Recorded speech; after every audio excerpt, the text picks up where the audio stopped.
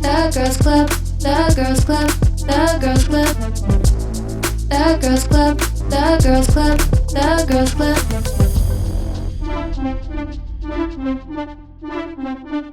It's my club and I'm a girl, yeah.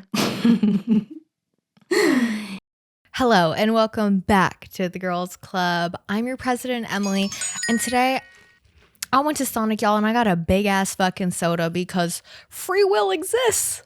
Crazy. The drink of the day is a large Diet Coke. Oh my god. I think I punctured a hole in it. Hashtag punctured.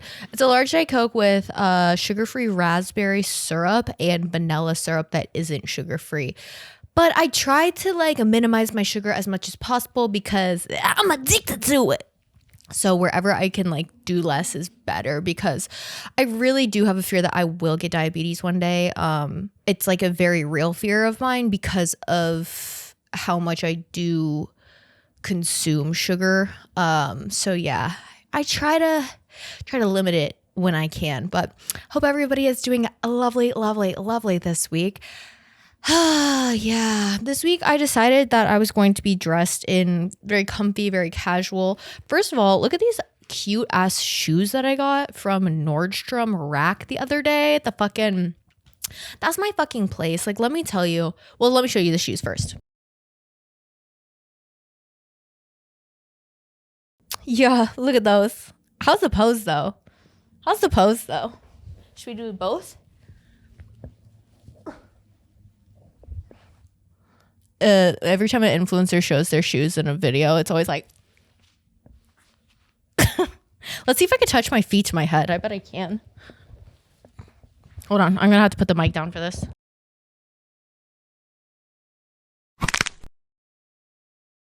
What's sad about that is I definitely used to be able to very easily. My back was my most flexible asset. So these are the new shoes. They are Pumas, but they are also little flats. They're so effing cute, but they're so sporty and chic. So what I decided was I was going to pair those with a thrifted quarter zip because the Huz love a quarter zip. I hate Gen Alpha, genuinely. Gen Z, we had our cringe slang, okay? Millennials, same. Every generation has. Gen Alpha is just every week, it's new vocabulary added to it. Oh, this is the most hashtag unk thing ever. These kids these days just be making up words and shit. But yeah, so I have those. Then I'm wearing this. I thrifted this from Goodwill months and months ago. It's a Aldo little quarter zip. Aldo, is that the brand? I can't remember. Why am I winded from trying to touch my toes to my head? Well, that's really bad. I need to start stretching my back again because you guys, when I was a dancer, I was doing chin rolls and shit. Remember that shit on Dance Moms where they would roll over their face? Yeah, that was me. Yeah, so that was embarrassing. And yeah, that was my party trick in college. And this is when I was also very much an alcoholic. So every time I would get drunk, I would black out and do just things that I would regret immensely the next day. But yeah, I would go to bars and do full on chin stands at bars. Y'all know a chin stand? Where you go on your chin and you put your legs up in the air and touch them to the floor. You thought the splits girl at the bar was bad. I was doing chin stands. Yeah. So reason number 10,000 million why I don't drink anymore, because that is the type of shit I would be doing. Just acting like an absolute fool. I actually got thrown out of a bar once from doing crazy shit like that in the middle of it when they were trying to close. Then they threw my ass out. They're like, get out, crazy lady. We don't need to see your fucking acrobatics in here, fucking freak. Get out. Anyways, yeah, Sonic in hand, casual outfit on, comfy, cozy vibes. My hair is looking, I don't know, I've been on my Rogaine shit recently. I don't know if you guys are tapped into Rogaine the way that I am, but big Rogaine fan. And if you don't know what Rogaine is, it's minoxidil is the chemical for it. And it is basically a topical product that you put on your head to get your hair to grow. And so I used it like a year ago when all of my hair fell out due to a old shampoo I was using. It was like the Kristen S, like, I don't know, some shampoo I'd used for years. And then apparently their formula changed and caused literally all of my hair to fall out. I was going bald. I was like freaking out, whatever. And then I was like, flashed back to when I would see all of those like ads on TV and they'd be like, Rogaine, get your hair back. And every time I'm like driving anywhere on the highway, there's always like hair ads for men. And so I was like, okay, if this shit works for them, it's probably gonna work for me too. And so I started using it then. It works like crazy. I don't use the actual Rogaine. I use the like generic brand, and it's literally just sold as like hair growth formula. It's just 5% minoxidil. They also sell a women's version, which is literally more expensive and less potent. It's only 2%. And they're like, women should only use this one instead of the other one. I'm like, y'all got me fucked up. I don't give a fuck if this is gonna like, if this is worse for me or whatever. I'm just gonna use the men's kind. And guess what? It works like a charm. So yeah, I've been using that. But that being said, it helps your hair grow for sure, but it also like leaves this weird film on your hair. And so nearly every day for the past like couple of weeks, I've just been wearing my hair up because I don't know, I can't be bothered to like style it or whatever. And so yeah, it's like, it's not like greasy. It's just like a like film over your hair. Like, I don't know how to explain it. I guess it's kind of similar to like when you put dry shampoo in your hair and there's just like stuff in it. Like, that's what my hair feels like. So I don't know. It's like it's like overstimulating for me.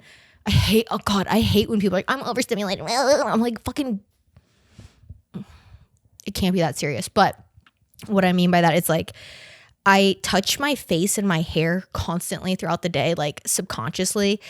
And whenever it's up in a ponytail or any sort of like just up thing, bun, whatever, I will not touch it.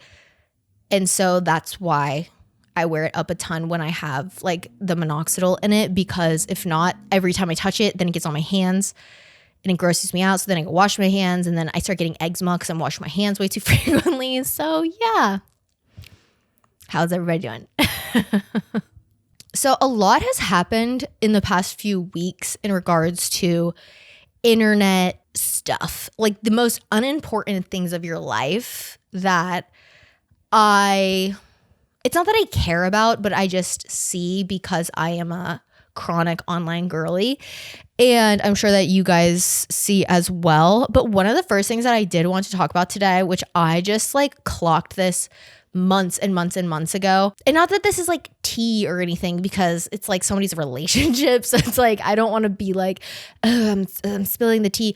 It's more of how this whole situation was handled that I find funny. I don't think the situation itself is funny.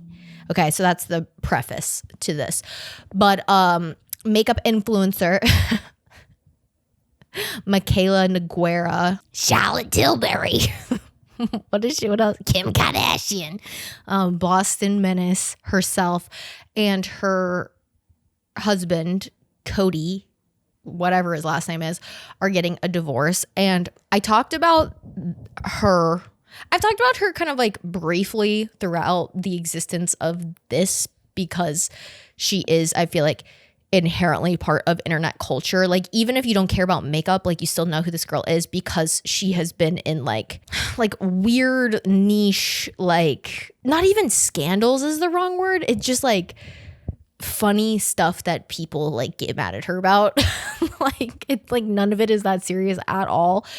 But a few months ago, I talked about how she like made this post about her husband, Cody, like having to go back to rehab for his like alcoholism. And I just like had talked about how, you know, everybody's relationship is different and everybody's situation is different. But as somebody who has struggled with substance issues and stuff, I just found it very like inappropriate to not only like talk about it on the internet, but also like monetizing it as quote content, when in reality it's like your partner's like active addiction struggle. And so I just had said, like, this is just it's just something that doesn't belong on the internet. And it's also like relationship wise, like not good for relationships. So she posted this insane video a few weeks ago. And I meant to talk about this last week, but I was just like, we just got rambling and never got there. But she posted this like literally psychotic video of her like announcing her divorce or whatever. The subject is not funny. The delivery is maybe one of the funniest, most unserious things I have ever seen in my 28 years on this earth.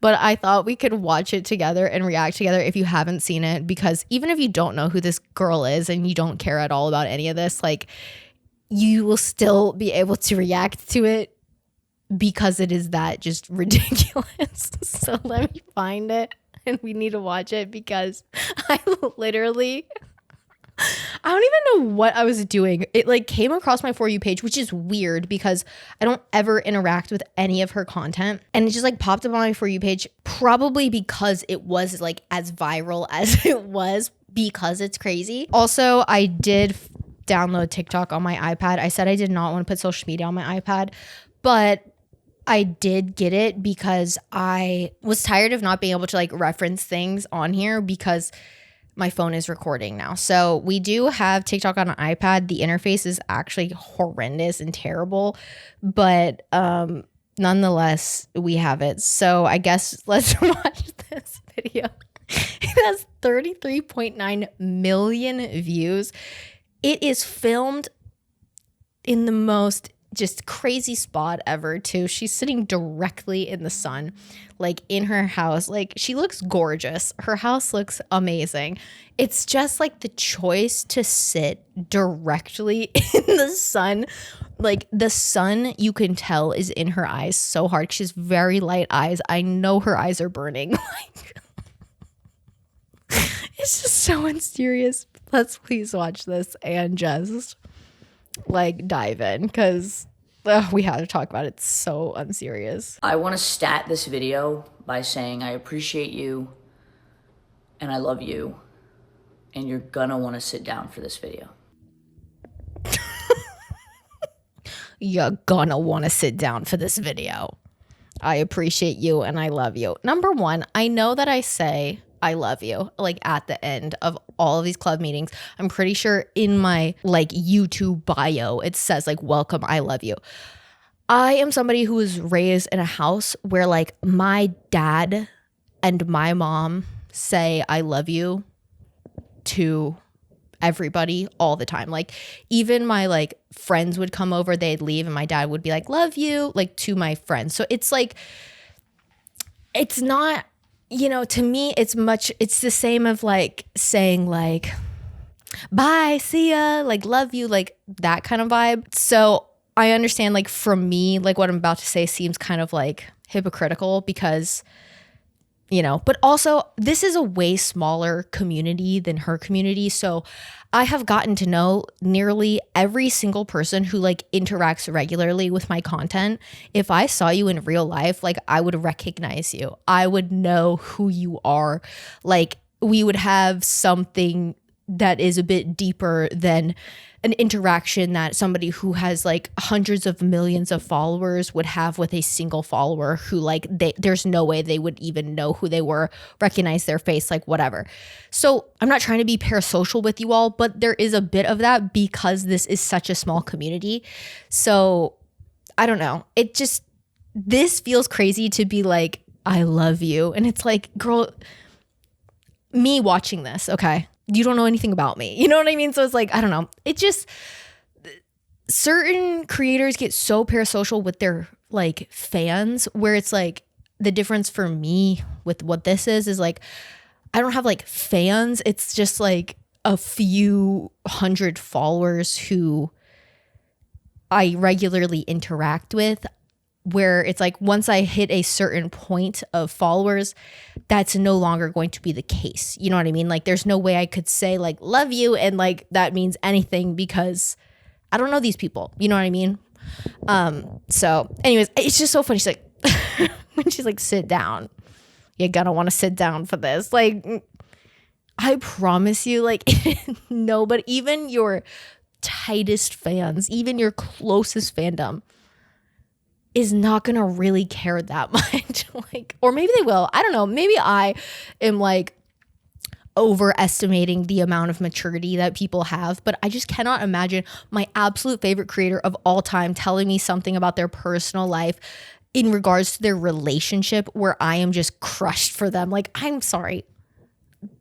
Like, in my mind, I would just be like, yeah, that sucks, and then move on with my life. Like, I'm not going to, like, that is not going to affect me at all. Okay. Like, that's just how it is. I am getting a divorce. Take a minute. Take it in. I am getting a divorce. Cody and I. What? Take a minute. Take it in. I'm getting a divorce. Like, okay. Who are you telling this to? It's giving like you're telling it to your children. Like, are you mother? Mikayla is mother? Like, okay. Like, I just, like, I don't understand. The tone of this video is so strange. Like, and also the fact it's like a fucking TikTok. I'm like, this is so unserious. And I love you. And you're gonna want to sit down for this video. I am getting a divorce. Take a minute. Take it in.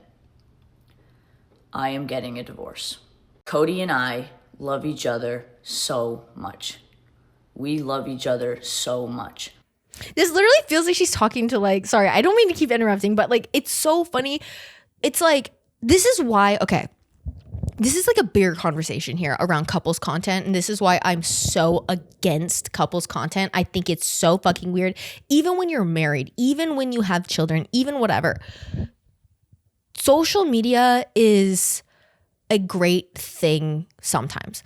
But a lot of the time, it's like just a way for people to make money off of a caricature version of themselves and their lives, right? Like, when you reach this level, that's what it is. It's no longer community building. It's no longer like creating art. It's no longer that. It's just about like making money, which sucks. And some creators can manage it and still keep things, you know, like impactful. And like I look at somebody like Drew Gooden, okay?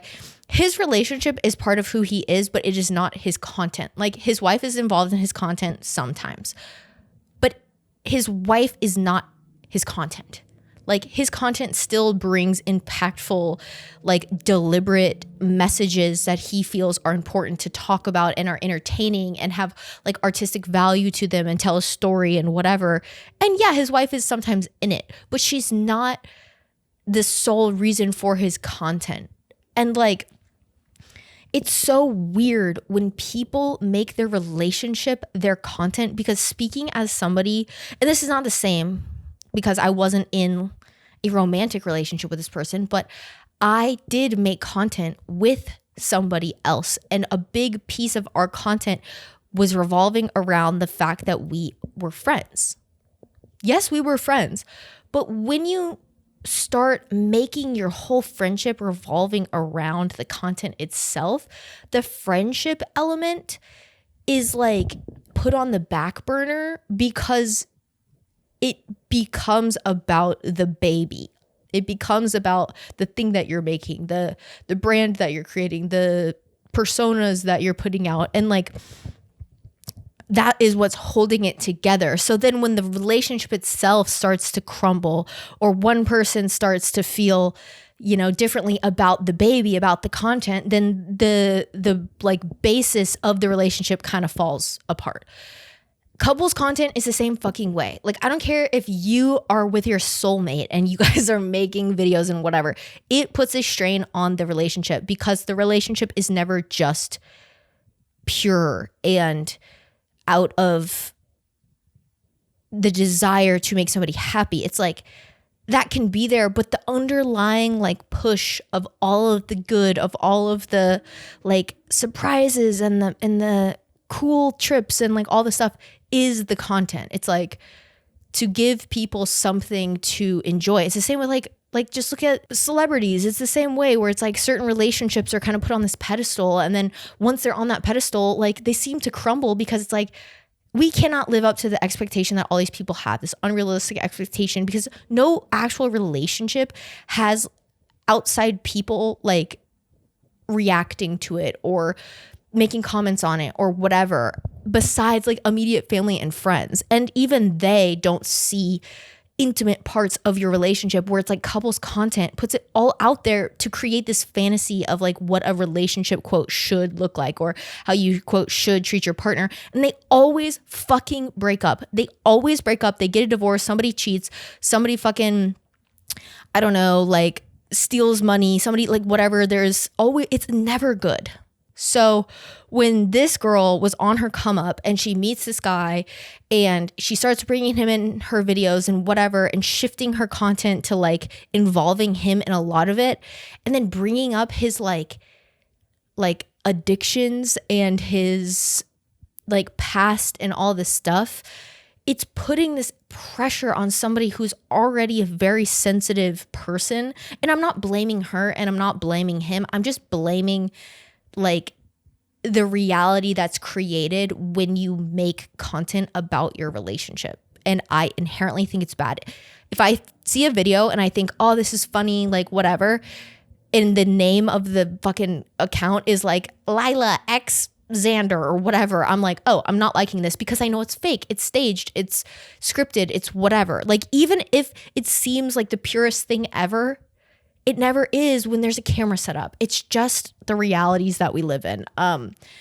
So I just take all of this like with such a huge like, I don't know. I don't ever believe anything I see on the internet and revolves around people's relationships, and I don't ever place them on a pedestal higher than what a normal person should be on. And like, you shouldn't either. Like, you should never like glorify people in relationships on the internet, especially when they are monetizing said relationship. It's giving them an incentive beyond compassion, love, attraction, compatibility. It's giving them a monetary incentive to be together, which is never going to work out in the long run, like ever. So anyways, sorry, that went on a huge tangent. This is not the funny part of the video. I just had to like put that out there because for as long as I can remember, I have hated couples content. I always have. I'd never cared about anybody's relationship on the internet. Like, I don't give a fuck. And then that bleeds into family shit. I don't want to see that shit on the internet ever. Don't put your kids in videos. Don't tell me about your fucking like shit with your children. Like, that to me is the most inappropriate. It's like the next level of just like fucked up and manipulative and crazy and child abuse, but we don't need to get into that. We're just talking about couples right now. We would do literally anything for each other. I want you to know that. I'm not going to be sharing any details whatsoever as to why Cody and I have made this decision. The main reason I am doing that is because I want to protect Cody. Cody deserves that. Okay, not to shit on her again, but it's like, I want to protect Cody. I'm not going to share anything. Girl, you literally like told us some intimate ass shit about your husband that like no one ever needed to know. Like, we never needed to know about his addiction. If he wanted to share it, fine. Make his own account and he shares it over there. You sharing it on your account is crazy. You guys talking about like his fucking recovery, you crying in bed because he's like, you know, relapse and whatever. It's like, it's all valid things to feel. We don't need to see it. We don't need to hear about it. It's like exploiting somebody's literal addiction. And I don't know. So it's like to now be like, I want to give him his privacy and blah, blah, blah. It's like, finally. Hello? We both want to heal. Cody deserves to be happy. Cody deserves to be happy. So do I. This is an extremely shitty thing. No one gets married to get a divorce. Absolutely no one. But what I can tell you is that this is very amicable. Okay, also, this is unrelated to them, but I'm just talking about in general with marriage. No one needs to get married before their frontal lobe is developed. Okay. I feel like that about marriage. I feel that way about buying a house. I feel that way about making a big investment in whatever. I feel that way about having a kid, especially. But like, people in this generation, I feel like, are finally starting to realize that, like, hey, maybe getting married before 25 is kind of a crazy thing to do. You know, a lot of people grew up with parents who had been divorced, who got divorces, who, you know, whatever, or who like had a divorce and then raised them as a single parent and never remarried, never like got in a relationship again and whatever. And so I think Gen Z especially has realized that like you can push back that, you know, this whole idea of like young couples and getting married early and having kids was very like patriarchal practice and misogynistic practice, because it gets women to, first of all, get in a position where they are giving up part of their bodily autonomy very early, i.e. having children before their frontal lobe had developed, and getting stuck in that role of mother earlier. It also stunts their career trajectory, because they have to, you know, take maternity leave and they have to take time off of work, and companies are sexist and misogynistic, and a lot of the times will like give you the shit end of the stick if you get pregnant, or if they catch wind of you trying to have a baby, like you might get passed on the promotion, or you might not get hired over somebody else, because we just live in a fucked up world. Like that's just reality. So I think a lot of people are waiting because of that. Also, with the state of the fucking world right now, a lot of people just aren't having kids in general. And also a lot of people are realizing that the pros to getting married right now do not outweigh the cost and the legality elements of it. Like, yes, there's certain legal reasons why marriage makes sense for a lot of people, you know, especially if you have a history of like illness or whatever, and you need somebody to be there to like sign off on, you know, medical documentation, or to be there and to be able to like access you if you are in an emergency state, and like be in the hospital with you and make decisions for you if you're unable to. And I understand all that, but I'm never going to be pro get married really young, because you change so much in your 20s. It's like actually crazy. I feel like I've lived 10 lives since I turned 20 years old, and I'm 28.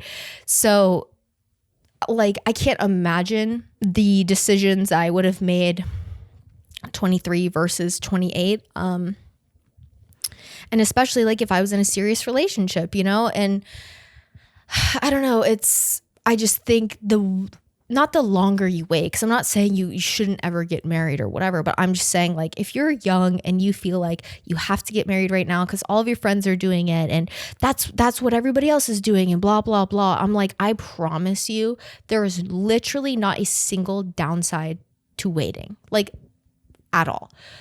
The benefit of getting married young, also from like a women's like reproductive health standpoint, a lot of people did early on because they were like, oh, well, after 25, women aren't fertile anymore, and that you have a higher chance of having a like high risk pregnancy and blah, blah, blah. The science is coming out now. Like that's not the case actually. And like women's eggs actually don't age. So as long as you have eggs and the ability to conceive, it doesn't really matter what age you are, because the health of those eggs are the same. It's actually the sperm, and it doesn't matter how young the man's sperm is. It's like, how does he take care of his body? Does he drink? Is he active? Is he eating healthy? Is he whatever? The older he gets, the higher risk it can be for him. But that's not really until his 40s. So you know what I'm saying? I don't know. It's it all kind of goes back to the patriarchy, misogyny, and low-key I'm like always that too woke friend. I'm just always going to be that too woke friend. Sorry, pedophilia. They want young, quote, hot women. You know, that's just what they want. And they want to lock you up in a position to where you're kind of stuck as the mom while they go climb the ladder and you're just kind of fucked, because that's just how it was back in the quote good old days that all these men want to go back to, you know? So yeah, big tangent about that, but I just feel very strongly about young people getting married. I have 2 parents who got married young, both got divorced, then met each other later in life, and are still happily together. So, and I'm not unique to that. You know, a ton of my friends' parents got divorced because they got married really young and then remarried or never remarried and whatever. So back to this video. We talk every day. He comes over for dinner. He sees the dogs. Cody and I were together for 5 years, married for 2. And they're some of the best memories of my life. Memories that I will cherish forever. And I do not regret a single thing, nor does Cody. I know there's going to be so much speculation as to why Cody and I are getting a divorce. But I want to guarantee you that no amount of speculation, no one claiming they know why we're getting a divorce, no video from a T page or a drama channel knows why Cody and I made this decision. The only people that know why Cody and I made this decision is Cody and I. I just want to make that very, very clear. And one thing I want to ask is, Cody and I are in this together. And I see a lot of times when people get a divorce or separate, people try to pit people against each other, pick sides. I'm asking you not to do that. Cody and I are in this together. Please don't pull us apart. Second thing I'm going to ask is, Cody and I have been very open about his struggles with addiction. And I'm going to ask you if you can please leave that out of the conversation. They are 2 separate things. It is had enough as it is to be an addict and to struggle to stay sober. What happens now? Well, the reason I'm pretty put together in this video is because we made this decision last year. And I've spent the last few months processing this, a lot of crying, a lot of talking to family, friends, therapy, everything you can think of, to get to a place where I can make this video. Now I heal. I just want you to know that I appreciate the support that you have shown Cody and I over the last 5 years. You guys rooted for my relationship and my marriage so hard, and I appreciate it so much. Cody and I are both terrified. This is the part of the video that it's like I start dying at, because you can tell that she's been recording this for so long that now the sun is setting and she's running out of that like direct sunlight into her face that she had earlier. So now her face is like half in the sun, half in the shadow. She's like moved over to stay in the sun. And like none of this is important, but it's just like it adds a layer to like how strange these kinds of videos are, because it's like, I don't know, like trying to like look your absolute best in your like divorce announcement and like telling people to sit down and that you love them and that's all going to be okay and everybody like respect everybody's boundaries. It's like, we are not your children. You don't need to explain anything. And like I get it, people are going to ask you, people are going to whatever, but it's like, this is why you shouldn't talk about your relationship on the internet. Like, I'm sorry. Like, I'm sorry. We're entering a completely new chapter of our lives, an unexpected chapter, and we're embracing it. And even if it's terrifying, it's exciting too. Listen, sometimes life has different plans for you, and Cody and I have both accepted that. So what happens now is nothing. I have been going through this with Cody for the past few months. Shit's tough. There's a lot of crying, there's a lot of emotions, but I'm still going to show up every day. And I'm still going to do my cute little Valentine's Day videos I do every year, and nothing really changing on the work side. I'm still going to be creating my beauty content and my makeup content, but I just want you to know I'm still here. Anyways, hopefully I've said everything I wanted to say, and I appreciate the support. And again, please don't tear Cody and I apart, because that's not what we want. Love you. So yeah, it just, you know, the whole she's so loud. It's just one of those things where I'm like, it's just funny to be like, hey guys, don't talk about this and like blah blah blah, don't bring up his addiction and it has nothing to do with that, blah blah blah. And then like 3 months ago you're like, he's back in rehab, he's relapsing, I'm a mess, oh this is so hard for me. Like, you brought it here, nobody else would have known about it. Like, I don't know, that's just my opinion on all of that. And I just wanted to talk about it because the whole thing was just so ridiculous that I was like, we have to comment on it. It's so unimportant to the grand scheme of everything, but with how heavy and terrible, like literally all of the news has been the last fucking year and a half, 2 years, 4 years, I feel like my whole life, I feel like it's never been good. That's just how I feel. But I'm like, at least this is like unserious. And am I sad for them? I don't know them, you know, I don't really care. Seems like it's for the best. So there you go. I didn't need to sit down. I didn't need to like be told it's going to be okay, but I'm glad that made her feel better by doing that. Okay. So, I gotta go pee. I'm going to go pee and then I'll be back and then we'll get into the next half of this bad boy. See you in a sec. Pee break. Everybody go pee. All right, we're back from the pee break. I feel amazing. And yeah, sometimes like certain days when I'm very aware of how often I'm going pee, I just think about the fact that I'm like, all we do is like consume and fucking release. And it's like a very strange thing to think about, of like literally at the end of the day, we just shit, piss, eat, shit, piss, eat, shit, piss, eat, shit, piss, eat. Like that's all we really do. Fart in between sometimes, like occasionally burp, sometimes we puke. Like it's like, what's so weird? People are so strange. Like life itself is fucking crazy, guys. Oh my God, speaking of crazy, strange, and gross, the U.S. men's hockey team making absolute buffoons of themselves after winning gold at the Olympics is not shocking to me, not surprising. It's disappointing, of course. I'm not shocked. Like a man could literally, I can't even think of the worst thing ever that would sound crazy, because a man has already done it. Like, okay, stealing somebody, check. Eating people, check. Raped kids, check. Fucking a public figure marrying their child daughter and having kids with them, check. Like literally, it's like you think of the absolute worst things in the history of the world and a man has already done it. So when the US men's hockey team laughed at a misogynistic joke the president of our country made, I'm not fucking surprised. When the director of the FBI is out partying in Milan, getting drunk with the US men's hockey team, jumping around like a fucking 3-year-old had a fucking sugar cookie for the first time in his life, I'm not fucking surprised. Like, it's not shocking. Like, people are like, I can't believe it. Like, why? Why can't you believe it? Have you seen the shit in the Epstein files?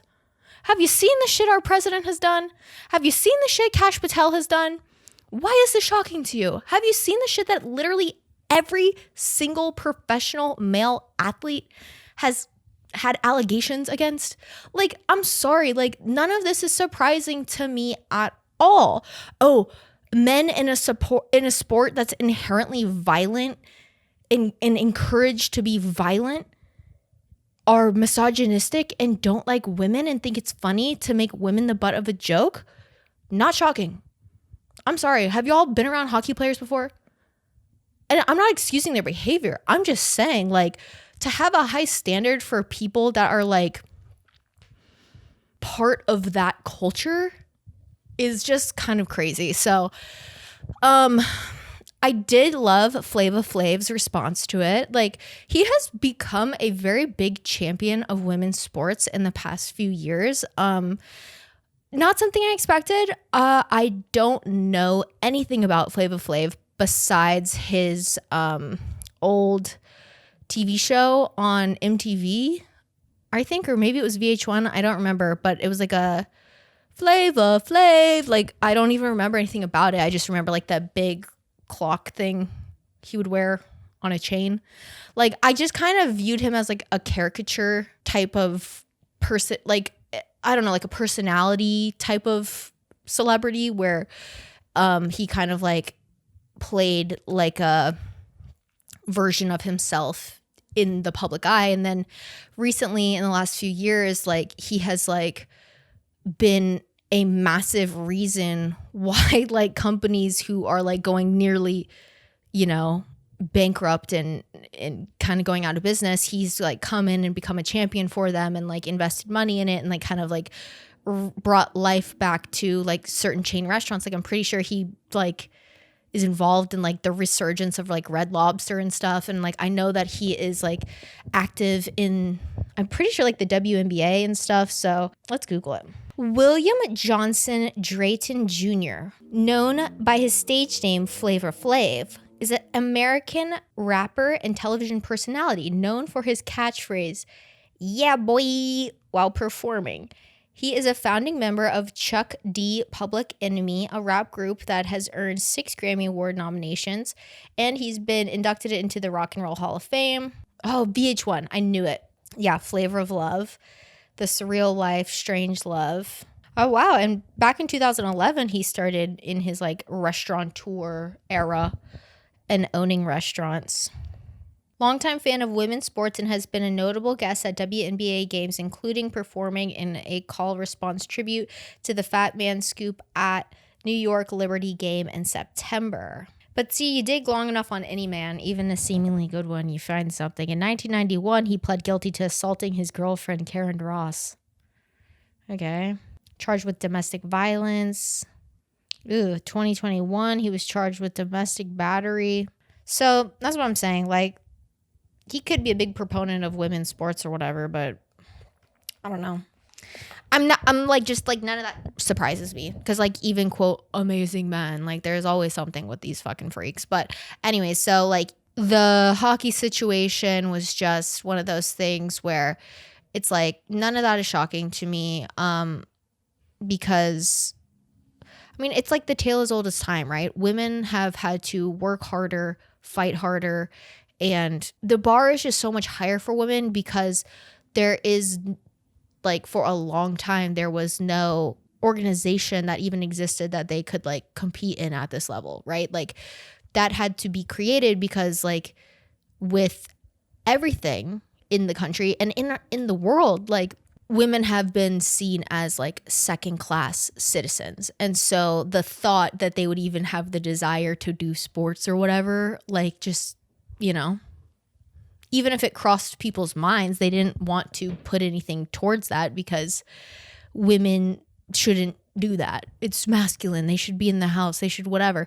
So it's like this whole thing with the, like, hockey situation to me is, like, it's not surprising, but it's even more frustrating because it's like, you know, the men, they celebrated and the whole country was, like, praising them and blah, blah, blah. And then the president calls, like, hey, guys, you got to share the limelight with the women, too, because they have to come to the White House. Everybody's laughing. It's like, what's the joke? Oh, the joke is women. Funny. And in reality, like, the women have been on the podium. The women have been getting gold medals. The women have been top 3 in the Olympics much more frequently than the men.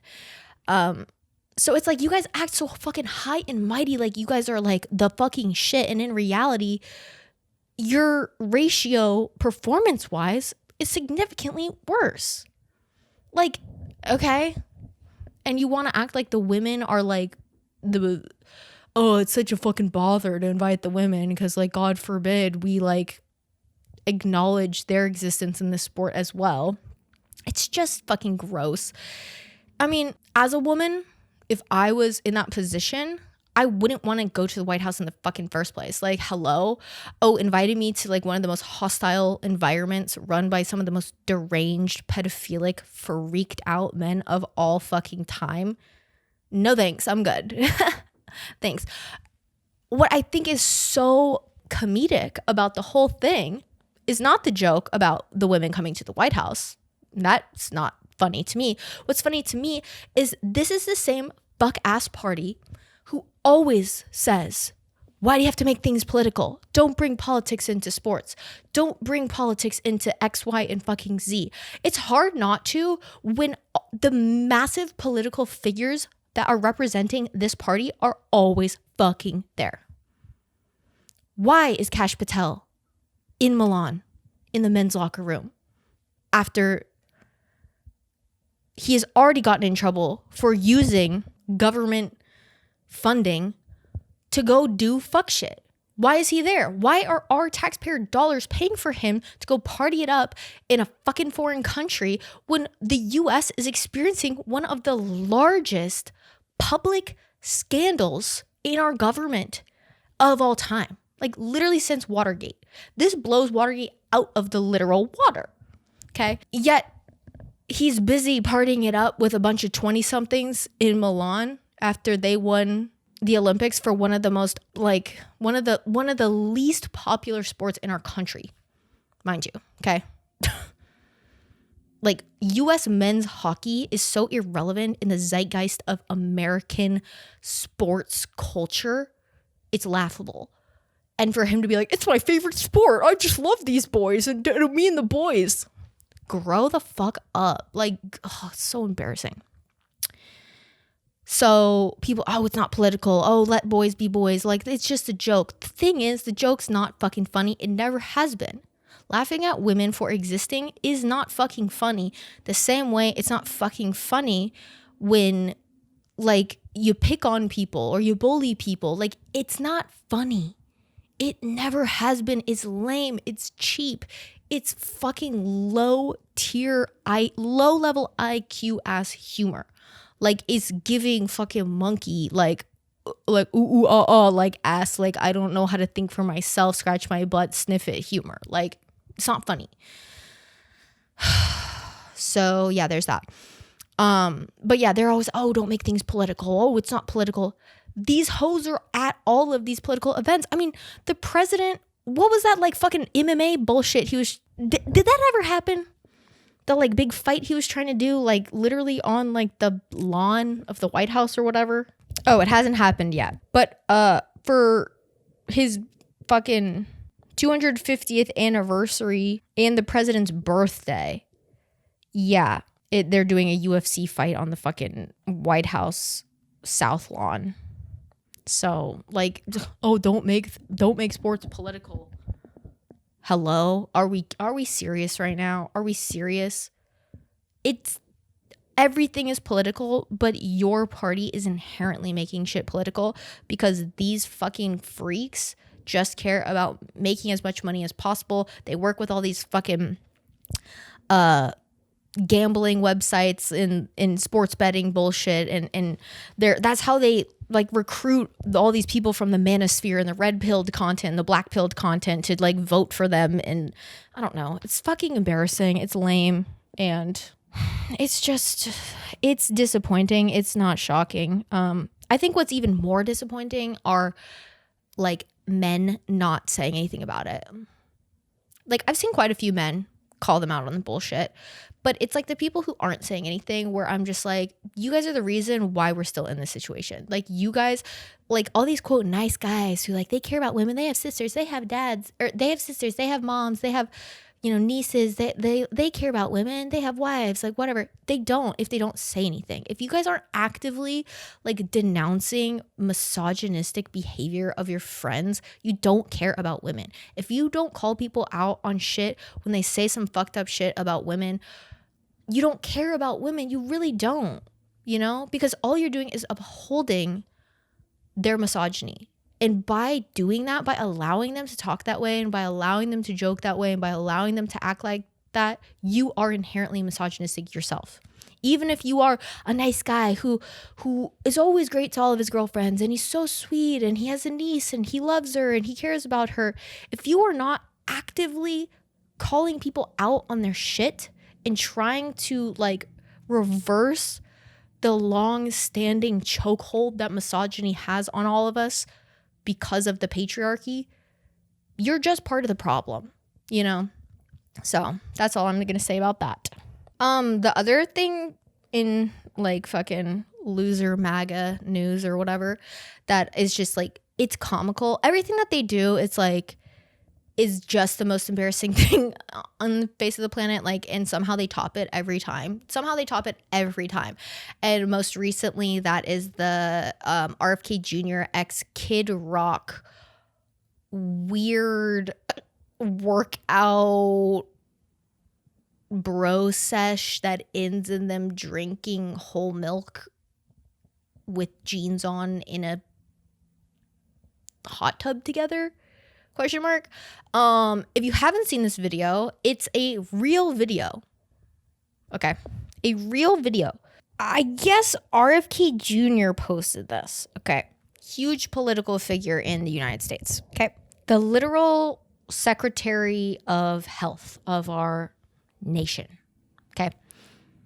Posted a video with Kid Rock, a loser amongst losers, okay? A washed up, low-level, D-tier celebrity at this point whose biggest claim to fame is a few shitty fucking songs that nobody cares about anymore, okay? Turning Point USA's star performer at their halftime show that got no fucking views, and that was cringe. Okay.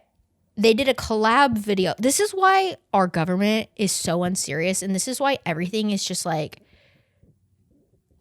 this is why my generation millennials, Gen Alpha, everybody who is under the age of like 50 years old, honestly. Nah, probably younger than that. I would say under the age of 40 or under. Maybe a little bit older than that. But the majority of us, like, we just have no hope anymore. We've just lost it because this is who is running everything. We know too much about how bad all these people are. And we're the people on social media, right? Like, my parents are not on TikTok. My parents are not really on, like, my dad has recently gotten into Instagram Reels, which never good. When a old person starts using IG Reels, it's like, it's just never good. But for the most part, like, they're not on social media. So, like, they don't see this shit. So when I tell them about this stuff, it's like, it's not that they don't believe me, but their brains cannot comprehend that this is the type of stuff that our political figures are posting on the internet. Okay. So this seems fake. I can only imagine like what other countries think of the shit that like the Secretary of Health of our fucking country posts this on his thing. I mean, the president of our country posted a fucking AI video of Michelle and Barack Obama as literal monkeys during Black History Month. Like, that does not seem real, but it is. So it's like, I cannot imagine what other countries think about our country, because as an American, we're so overexposed to how fucking terrible all these people are that it's like not even shocking anymore. But I can't imagine as a non-American seeing this type of stuff, how insane this is, you know? Because like politicians, like, I'm not saying politicians were ever good. I think inherently you have to have a level of just like something about you that seeks a lot to want to be in charge of everybody. Like, I don't know, something about that seems a bit like weird to me, but I get, quote, somebody has to do it, but like, so I'm not saying that they used to be good, but they used to be better at hiding how fucking terrible they were, at the very least. Politicians used to have a bit more decorum. Like, I mean, this is the example that is given all the time, but like, people, when Barack Obama wore a tan suit, like, y'all, that was like front page news.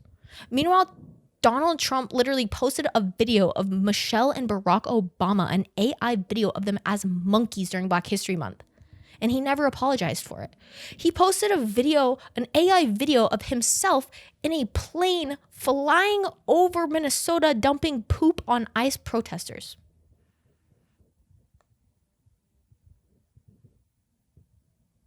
Huh? Like,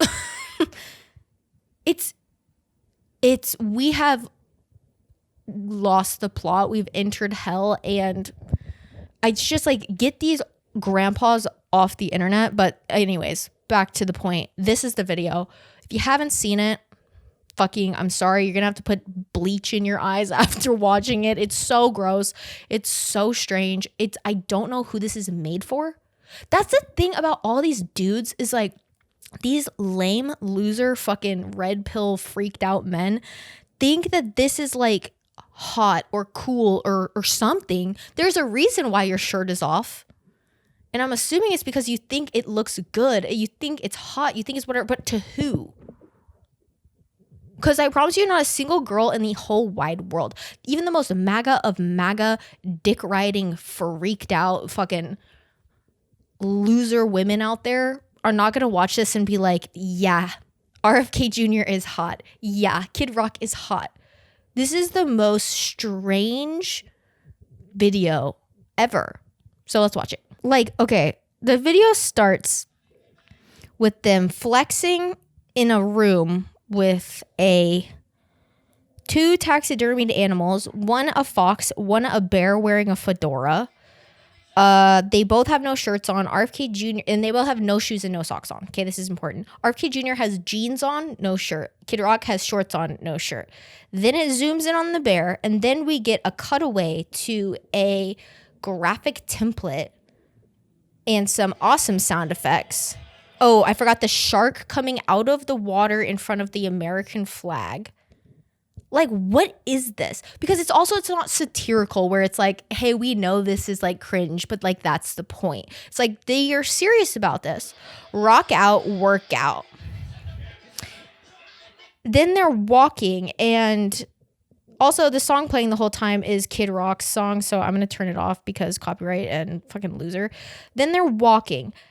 There's an American eagle flying in the background. Kid Rock takes his shirt off to reveal the most dad bod of dad bods.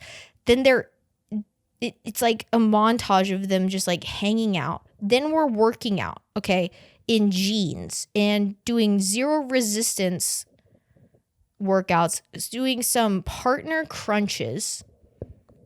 It's giving setup to a gay porn. That is what this is giving. Like, I'm sorry, but like this is the most like porn-esque shit I have ever seen. Okay, Kid Rock has a wrist brace on like a fucking loser. Like, and none of the workouts that they're doing have any like resistance on them. Okay, now RFK Jr. takes his shirt off and they're in the sauna together. RFK Jr. has jeans on and they bring the fucking, oh, what's that bike called where you like push the arms while you're pedaling it? I don't know, but it's that type of like bike, assault bike. That's what it's called. Kid Rock is in the background doing push-ups on the sauna ledge.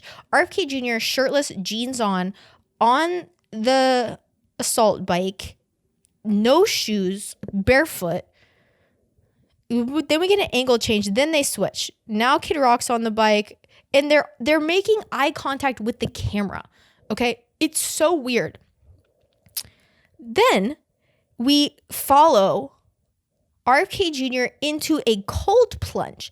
He gets in the cold plunge with no shirt on, but jeans on. Okay, he still has jeans on. He's in the cold plunge. In the background is a piece of artwork that says drama queen on it with a crown. He gets in the thing, he goes underwater, he's in the cold plunge, jeans on, then soaking wet, fresh out of the cold plunge, with his jeans still on, no shirt, no shoes, no socks. RFK Jr. is speed walking across this like house or whatever that they're in, and he goes, "Where's Kid?"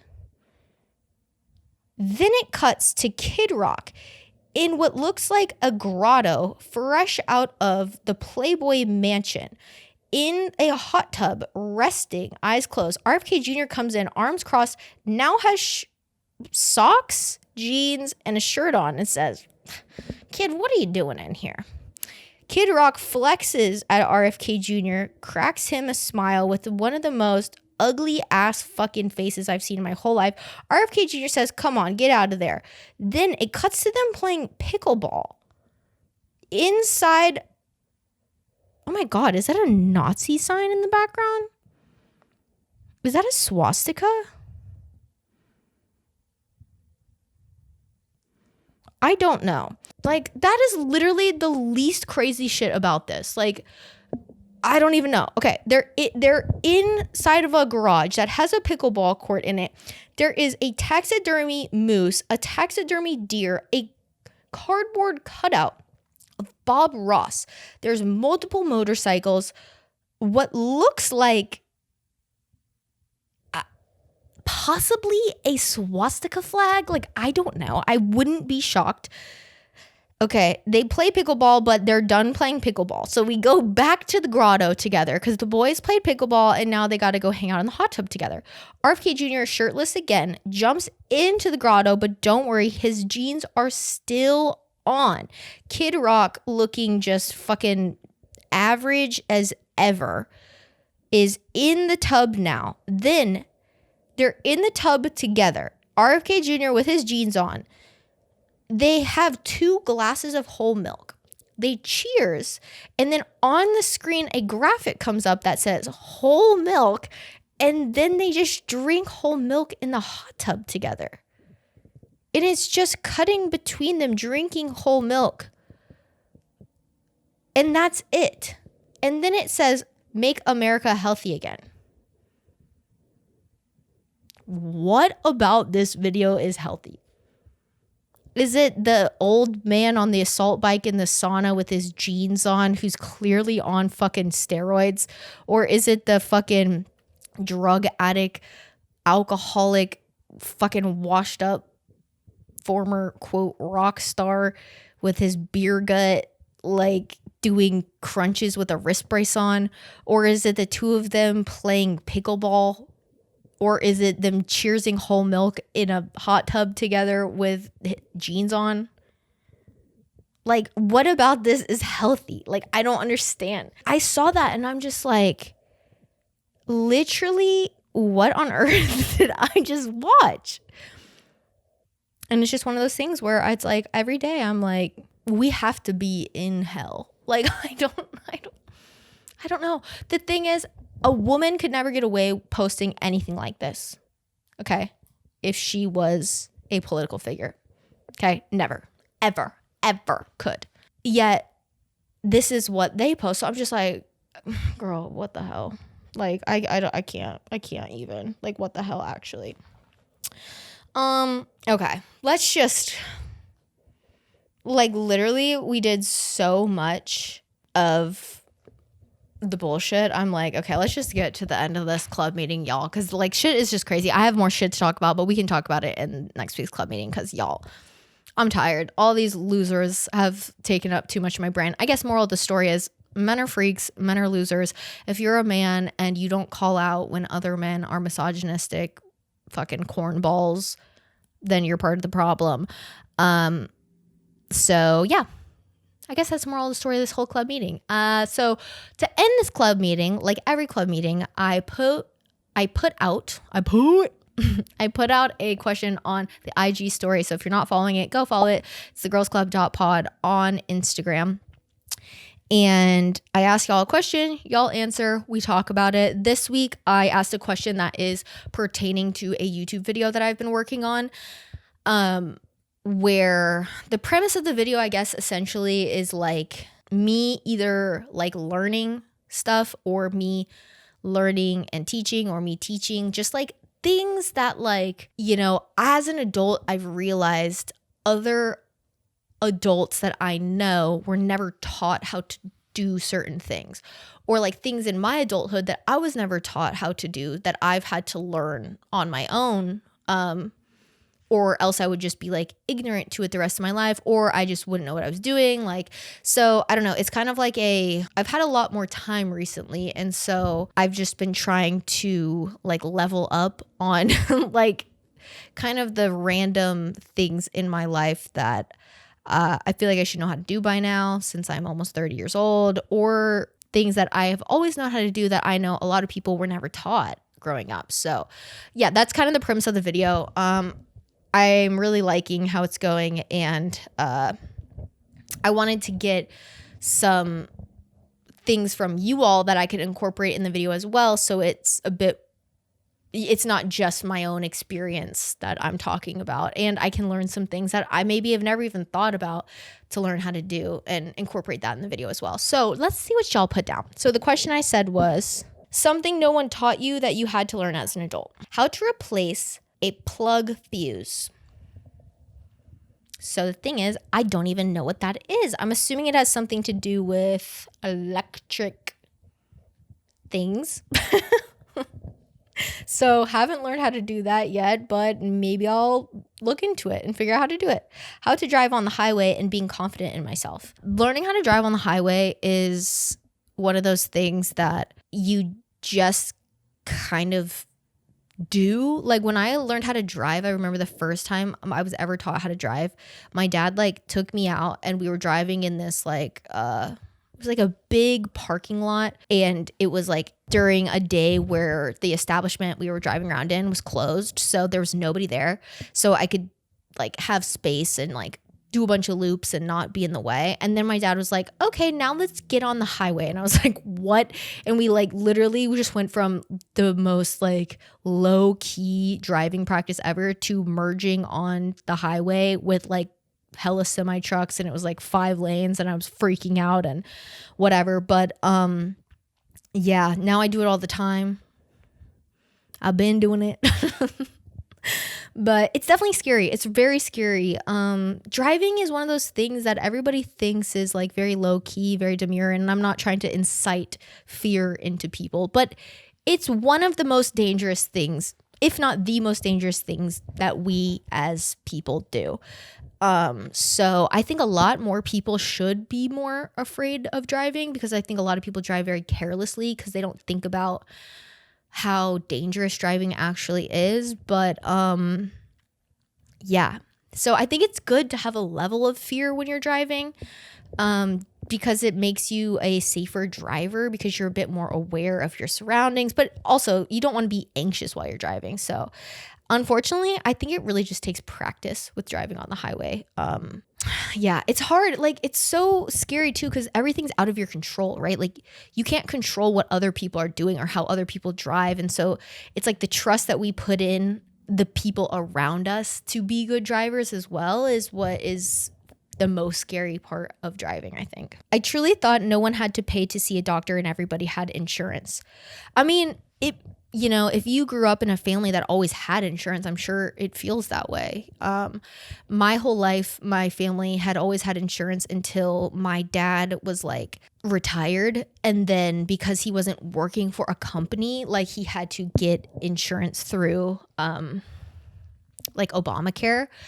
And so that was the first time that I got exposure to how complicated that process is of getting insurance through like the government, basically, instead of through your employer who like works with insurance companies to be the liaison of the insurance policies. And you like, because with that it's easy. All you have to do is like you just pick it and then you pay your premium or whatever, and then you pay your deductible, and like that's really all that you do.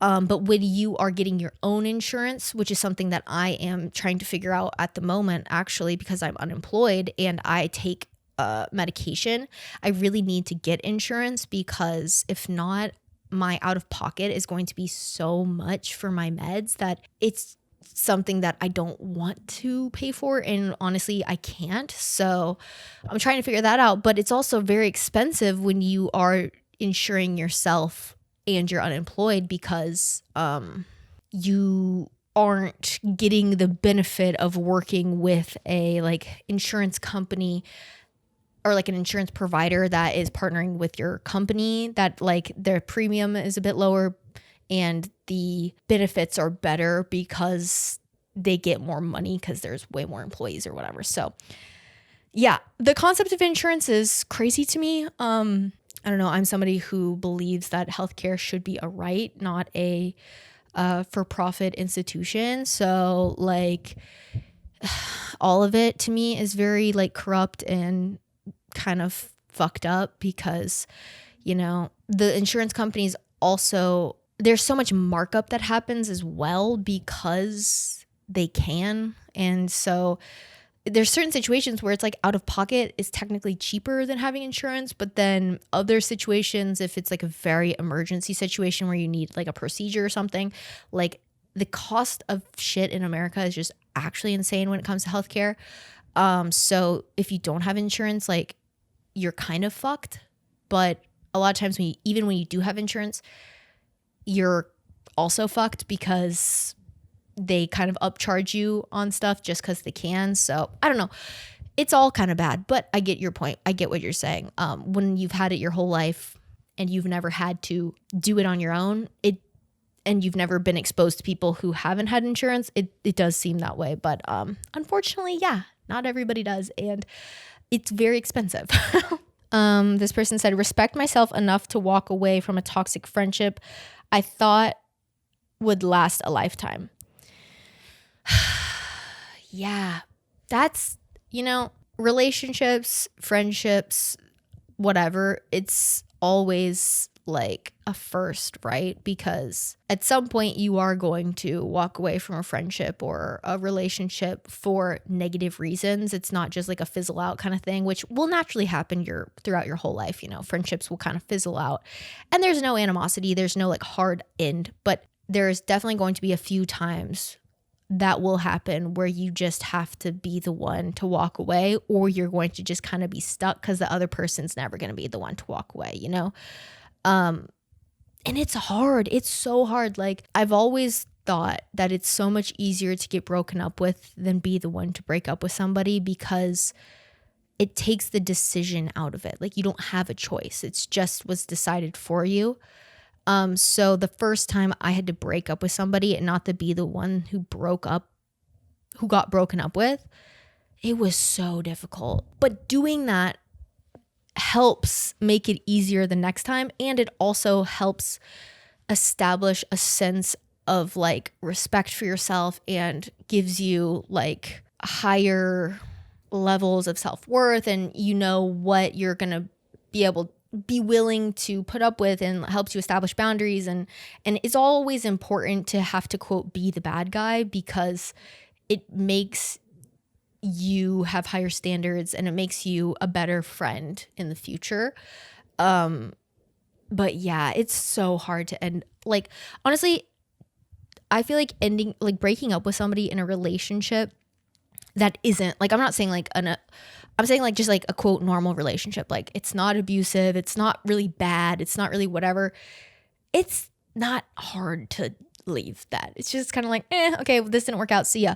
But when it's a friendship and there's like layers to shit, and, you know, friendships you really choose because it's different than a relationship where that level of attraction is there and there's like hormones involved, and you know, like sex plays a role in it. With a friendship, it's like you don't get any of the like, quote, extra benefits of like an intimate relationship. So it's like it is so much deeper and so much more meaningful in the sense of you both have to really care and want it to make it work, or like they will just fizzle out. So especially when one is toxic, it can feel difficult because it's like, I don't know, I feel like with friends, like you're willing to put up with so much more fucked up shit than with a relationship, because it's so much harder to make friends. I don't know, it's especially once you reach a certain age, it's like it's hard to meet new people outside of just like work or whatever. It's hard to, you know, you don't have as much free time, so it's hard to even like figure out what you want to do with your free time, let alone thinking about like meeting other people while you do it. It's like, I don't know. So it's definitely a very hard thing, but once you do it, it gets easier. But it's never easy. It never is. So anyways, that gives me some inspiration for the video I'm working on, so I appreciate it. And if there's anything else that you can think of or whatever, comment it on this video. Let me know, like, what are some things that you were never really taught how to do, how to handle, how to whatever, and you kind of had to figure out in adulthood, or like you still haven't figured it out. You still haven't done it. You've just decided like, I'll figure this out later. Like, because those are the things I'm really wanting to tap into in this video, and I want it to be pretty well-rounded. I don't want it to be just relationship or just like hygiene or just like business or just whatever DIY stuff. Like, I want it to very much be all-encompassing. So if you have anything, let me know. Anyways, thank you guys so much for being here. I hope you had a lovely day, and I hope you have a lovely rest of your week. And I will see you in next week's club meeting. Love ya. Bye. The Girls Club, the Girls Club, the Girls Club, the Girls Club, the Girls Club, the Girls Club.